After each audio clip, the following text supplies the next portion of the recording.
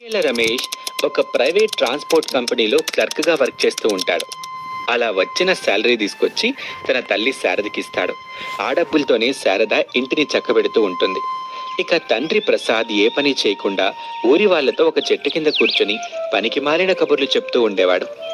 అలా రోజులు గడుస్తూ ఉంటాయి. ఒక రోజున ప్రసాద్ ఇంటి నుంచి వెళ్తూ ఉండగా, యావండి, ఈరోజు ఎక్కడికి వెళ్ళకండి, మీతో కొంచెం మాట్లాడాలి. ఈ రోజు నాకు వీల్లేదులే శారదా, మరెప్పుడైనా మాట్లాడుకుందాంలే. నాకు కోపం తెప్పించకండి. అసలే నా నోరు మంచిది కాదని ఊరంతా మహా చెడ్డ పేరుంది.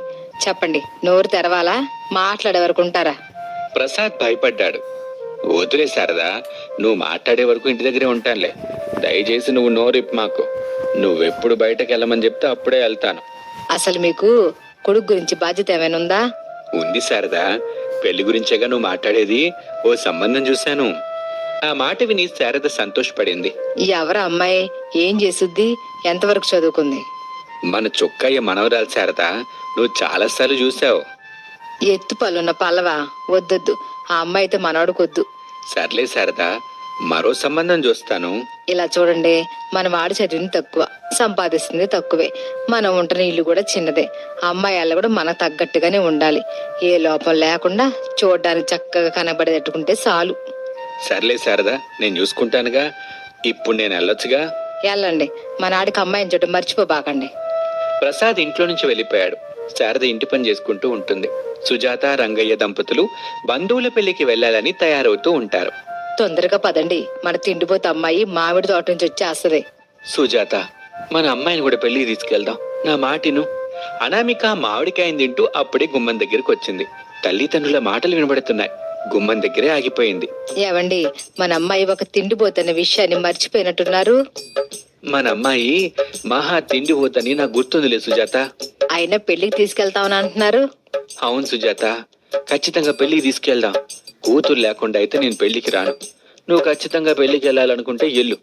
నేను రావాలనుకుంటే మాత్రం కూతురుతోనే కలిసి వస్తాను, లేదంటే ఇంటి దగ్గరే ఉంటాను. మీకొక్కరికి కూతురు మీద ప్రేమ అన్నట్టు మాట్లాడకండి. నాకు కూడా కూతురు మీద ప్రేమ ఉంది. నేను ఎందుకు పెళ్లికి మన కూతురిని తీసుకెళ్లొద్దని చెప్తున్నానో అర్థం చేసుకోవడానికి ఒకసారి ప్రయత్నం చేయండి.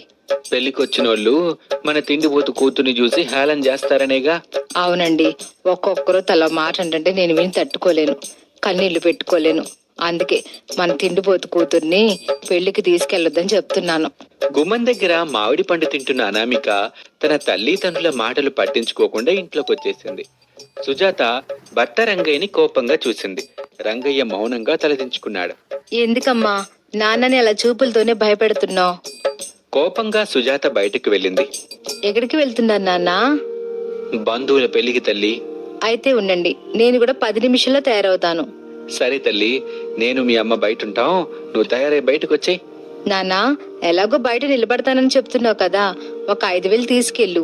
నా తిండిపోతే అభిమానులు వస్తారు, వాళ్ళు అడిగింది ఇచ్చి పంపండి. అలాగే తల్లి, నువ్వు ఎంతలా తిన్నా ఏం తిన్నా సంతోషంగా ఉండాలి. అదే నేను కోరుకునేది.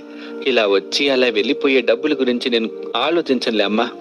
నాకు తెలుసు నాన్న, మా నాన్నకి ఏదైనా నా తర్వాతే అని. రంగయ్య సంతోషపడుతూ డబ్బులు తీసుకుని బయటున్న సుజాత దగ్గరికి వచ్చాడు. సుజాత కోపంగా చూస్తుంది. ఇంకా కోపం పోలేదా సుజాత? తిండిపోతూ అనామిక అభిమానులు కమల, వీరయ్య, గోపయ్య ముగ్గురు వచ్చారు. బంధువుల పెళ్లి కోసం దాచిన డబ్బుల్ని ఇట కూతురు అభిమానుల కోసం పంచుతున్నారన్నమాట. ముందుగా వచ్చిన వాళ్ళకి డబ్బులు ఇచ్చి పంపించు సుజాత. ఆ తర్వాత ఏమైనా ఉంటే మనం మాట్లాడుకుందాం. అవసరం అనుకుంటే పోట్లాడుకుందాం. వచ్చిన ముగ్గురు ఆ మాట విని ముసిముసిగా నవ్వుకుంటారు. నా దగ్గర 20 కిలోల మామిడి పళ్ళు తింది, కిలో 100 రూపాయలు. సుజాత డబ్బులిచ్చింది. కమల వెళ్ళిపోయింది. నా దగ్గర 20 డజన్ల తాటి ముంజలు తినింది. డజన్ ముంజలు 100 రూపాయలండి. సుజాత డబ్బులిచ్చింది. గోపయ్య డబ్బులు తీసుకుని వెళ్ళిపోయాడు. రంగయ్య నా దగ్గర 20 కిలోల నేరేడు బళ్ళు తినింది. కిలో నేరేడు బళ్ళు 150 రూపాయలకు అమ్ముతున్నాను. సుజాత డబ్బులిచ్చింది. వీరయ్య ఇంటి నుంచి వెళ్ళిపోతాడు. సుజాత, రంగయ్యలు ఖర్చు చేసిన 5,000 గురించి గొడవపడుతూ ఉంటే అనామిక అందంగా తయారై బయటకు వచ్చింది. కూతుర్ని అలా చూసి వాళ్ళిద్దరూ మురిసిపోయారు. ఇక తప్పదని పెళ్లికి తీసుకుని వెళ్తారు. అక్కడ పెళ్లికి వాళ్ళు వండిన వంటల్ని ఒక టెంట్ కింద కూర్చొని అనామిక తింటూ ఉంటుంది. ఇద్దరు వంట వాళ్ళు వడ్డిస్తూ ఉంటారు. సుజాత రంగయ్యలతో పాటు ఆ పెళ్లికొచ్చిన శారద దంపతులు కూడా ఆశ్చర్యంగా తిండిపోతూ అనామికని చూస్తూ ఉంటారు. ఆ అమ్మాయిని చూడండి, ఏదో కరువు ప్రాంతం నుంచి వచ్చిన దానిలా ఎట్ట తింటుందో, ఏ ఇంటికి కోడలికి వెళ్తుందో గాని ఆ ఇల్లు నాశనమే. మనకెందుకులే శారదా, మనం వచ్చిన పెళ్లి అయిపోయింది, ఇంటికి వెళ్దాం పదా. శారద దంపతులు వెళ్ళిపోతారు. నెల రోజుల తర్వాత అనామిక రమేష్లకు పెళ్లి చూపులు జరుగుతాయి. శారదా దంపతులు అనామికని చూసి షాక్ అవుతారు. ఏవండి, ఈ అమ్మాయిని గుర్తుపట్టారా? ఆ మధ్య ఒక పెళ్లిలో ఒక్కతే కూర్చొని 20 కిలోల అన్నం తినింది. ఆ అమ్మాయి ఈ అమ్మాయే కదా? అవునండి, ఈ సంబంధం మనకొద్దు. అటు అనబక్ శారదా, మన కొడుకు కోసం మనం ఎన్నో సంబంధాలు చూస్తున్నాం. ప్రతి ఒక్క అమ్మాయి మనాడు చేస్తున్న జాబ్ నచ్చలేదని చెప్తున్న విషయం నీకు గుర్తుందిగా? అయితే ఇప్పుడు ఏం చేద్దామంటారు? ఈ అమ్మాయికి మన కొడుక్కి పెళ్లి చేద్దాంలే శారదా. ఇలాగే ఉంటే మా నీడికి పెళ్లిడికొచ్చిన వయసు దాటిపోద్ది. ఇప్పటికే చాలా సంబంధాలు చూసాం. సర్లేండి, మీరు చెప్పినట్టుగానే ఆ అమ్మాయికి ఇచ్చి రమేష్కి పెళ్లి చేద్దాంలేండి. మంచి రోజున అనామిక రమేష్లకు ఉన్నంతలో పెళ్లి జరిపిస్తారు. అనామిక కాపురానికి వచ్చింది. తన ఇంటికొచ్చిన కోడలు అనామిక మహా తిండిపోతని శారద కిచెన్ కి తాళం వేసుకుంటుంది. అది ప్రసాద్ చూస్తాడు. ఏంటి శారద ఇది, ఎందుకట్టా కిచెన్ కి తాళం వేస్తున్నావు అని అడుగుతూ ఉండగా కోడలు అనామిక గుమ్మం దగ్గరికి వచ్చి ఆగిపోయింది. మన తిండిపోదు కోడలకు భయపడి తాళం వేస్తున్నానండి. అసలే ఇంట్లో కొత్తగా పెట్టిన 10 కిలోల ఆవకాయ పచ్చడి ఉంది. మనం లేనప్పుడు కోడలు చూసి తినేస్తే అందుకే ముంజాగ్రత్తగా కిచెన్ తాళం వేసుకుంటున్నాను. తాళం చెవి నా దగ్గరే పెట్టుకుంటాను. అప్పుడు కోడలు మన కంట్రోల్లో ఉంటది. అనామిక ఆ మాటలు విని తనలో తాను, అత్తయ్య, నేనెలా బోల్తా కొట్టిస్తారో చూడు అని అనామిక లోపలికి వచ్చింది. ప్రసాద్ అక్కడి నుంచి వెళ్ళిపోతాడు. అత్తయ్య, మీరు భయపడినట్టుగా నేను ఏది పడితే అది తినను. ఒకవేళ ఏమైనా తినాలన్నా 20 కిలోలు ఉంటేనే తింటాను, లేకపోతే తినను. అందుకని మీరు నా తిండి గురించి ఏమీ భయపడిన అవసరం లేదు. నువ్వు చెప్పేది నిజమేనా కోళ్ళ? అవునత్తయ్య, ఏదైనా 20 కిలోలు ఉంటేనే తింటాను, లేదంటే తినను. మా ఇంటి దగ్గర నా గురించి తెలుసుకున్న మా అమ్మ 20 కొంచెం కొంచెం వంట చేసి పెట్టేది. ఇలా నా తిండి కంట్రోల్లో ఉండేది. ఇప్పుడు మీరు అదే చేస్తున్నారు. నాకు చాలా సంతోషంగా ఉంది అత్తయ్య. శారద మురిసిపోయింది. కిచెన్ కున్న తాళం తీసింది. అది చూసి అనామిక మురిసిపోయింది. 1 గంట తర్వాత శారదా ప్రసాద్ బయటకు వెళ్తారు.